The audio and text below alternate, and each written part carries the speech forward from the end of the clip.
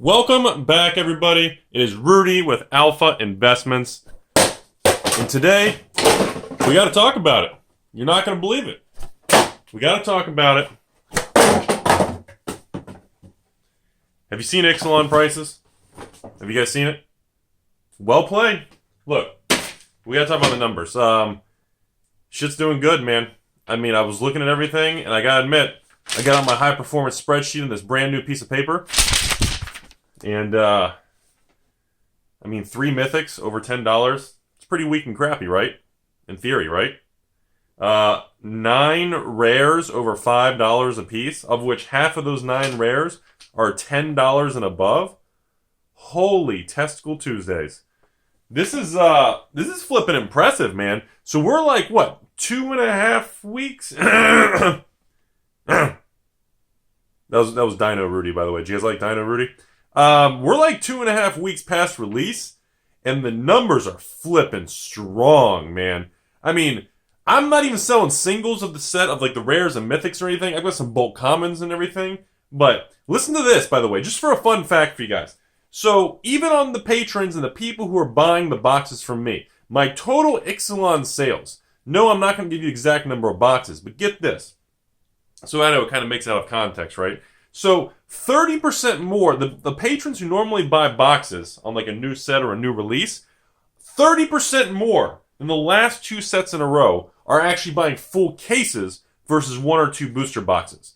More patrons and more people buying boxes and more of my customers who are actually purchasing the Ixalan product are buying by the case. Now that's very, very fascinating because I haven't seen that since Battle for Zen and Kaladesh. Those 2 sets are real strong, but everybody wanted sealed cases because of the fact of the lottery cards. You know, if you buy a sealed case, you're pretty much, guaranteed 1.4 lottery cards per case, is it? So, yeah, I haven't seen that in a long time. So, with Ixalan not having any lottery cards, Greed Monster's been trying to get a tan. He's done.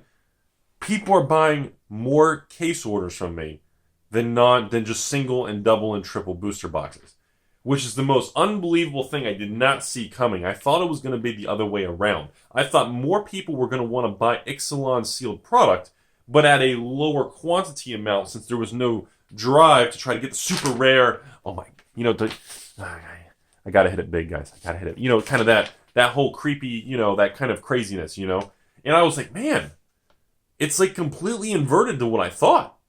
And now, but I know, I got to kind of comment. Compared to Amonkhet and Hour of Devastation, I mean, they just didn't do well. I mean, the Hour of Devastation was devastating. From what I've heard from some other stores who did some single runs, so like 120 boxes or 240 booster boxes, I mean, most of them like broke even, made 10%, maybe made 5%, maybe lost 5% depending on their shipping, logistics, local versus e-commerce, the way they moved the product. But I was like, dude, it was the worst I've seen in a long time compared to just from what people said. But I was just like, so I don't know if that's a good benchmark to use for Ixalan. Because I mean, if you come off the back of something very weak and very sloppy, any new set that even kind of gets traction immediately is going to just look better by comparison. That relativity is going to be kind of skewed. But I was just like, wow. And on top of that, 20%, 21% more for my sales are buying the new set of the month versus buying other product. So those are some just generic information that I really want to drive the point home that I was like, dude, a lot of more people are buying like in a larger quantity. And that was just so unexpected, you guys. And I mean, I think expected value, we're at 2.5 weeks from release. Based on the numbers I checked this morning, expected value is around $100 a box, not including bulk under $2 a card. That's incredibly, incredibly good. Incredibly good, you guys. Flipping amazing good. And and you guys don't realize, the fact that the mythics aren't worth a lot, but the rares are. That is a huge flipping difference, you guys. That is such a difference. I can't even explain to you how big of a deal it is that the mythics aren't carrying the value of Ixalan and the rares are holding a substantial portion. I can't even emphasize to you how important that is. Like, okay, on a small scale, if little Timmy comes in the store, hey everybody, how's everybody doing? Hey! When Timmy comes in and he just wants to buy a half of, 6 packs or 3 or 4 booster packs for $10 or whatever the hell your store does. When he buys a few packs, that means most likely the small scale individual player, store person, whatever, is going to have a better end user experience because you're not going to have as many packs that are complete shaft 5 cents a piece. You're going to have a more leveled more leveled expectation. It's just not going to have that massive deviation, those massive standard deviation swings. You're not going to have that variance. And that's a really big deal. Like, I mean, which kind of makes me go, well, why are people buying a lot more cases versus boxes? Doesn't that kind of conflict with that? Which is, I know, right? That's what's been driving me flipping. I mean, look at me, I'm flipping going crazy. So, that's the thing. It's just been really, really weird, So I just, this is my script for the video, by the way. So, I've been trying to figure that out, and I was like, wow. And then on top, I can't remember the last time a standard new release set had the value pretty much downshifted to the rare slot versus the mythics. Usually it's like Hour of Devastation. What do you got now? Like $130, $40 mythic? And the rest of the set just tanks off after that? It was very similar to like an Origin setup where you had Jace's Vintage Prodigy hitting, $70, $80 a card. Then everything else was like a huge nosedive to the second, third place.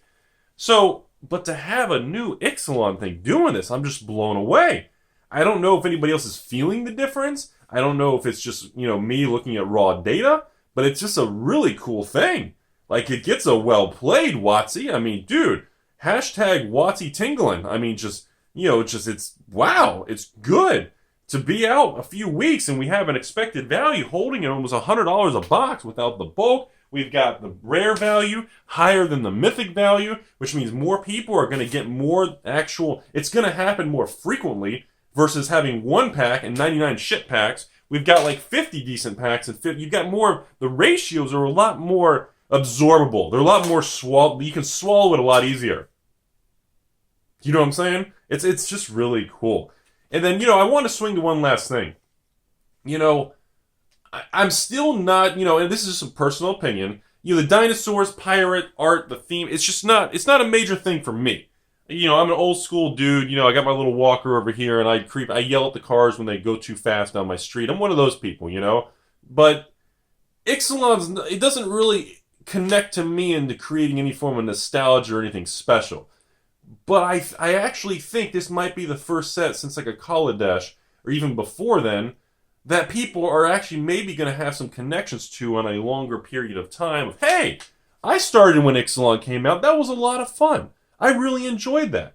Where when you guys look at like Amonkhet, and you look at Hour of Devastation, nobody's going to say that. Like, there's nobody that's going to be like, oh, I remember when Hour of Devastation came out. It was just amazing. It wasn't devastating at all. Like, I don't see that happening at all. And I've looked at my own charts and my own numbers, and, of course, I didn't do any single selling, but I mean, from sealed product, I sold the least amount of Hour of Devastation on that particular set than I have in the last 8 releases, all the way back to BFZ, to Oath, Shadows, Eldritch. You can go to the Kaladesh, the Aethers, you can go Amon, you can go all the way to Ixalan. You can look at the whole timeline. And again, I know we have very, very short attention spans, very, very short price memory, very, very short with everything. We all are just very short-minded and everything. But sometimes I want to calm you guys down, look back and say, hey, Amonkhet and Hour, they didn't do that great. I mean, Wizards made money, everything worked out fine, but I mean, longer term, there's going to be no connections to those sets. There's no blocks of people really going to want to be fond memories of those blocks at all. It's just not there. And, that may seem, well, Rudy, who the fuck cares, dude, bro? I mean, sorry, Bill. I know. Sorry, I told you to stop dropping F-bombs, fudgesicles. And I was just like, longer term, I just don't.